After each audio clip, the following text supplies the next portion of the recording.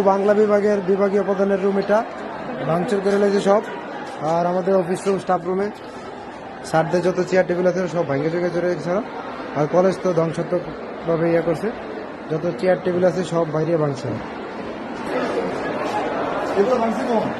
মাত্র মাত্র ভাঙছে।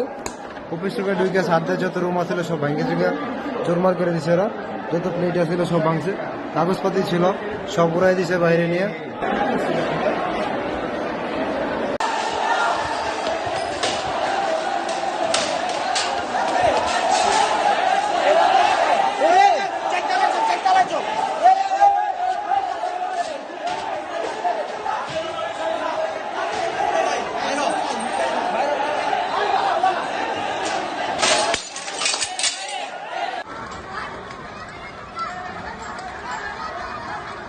Allah te vaya a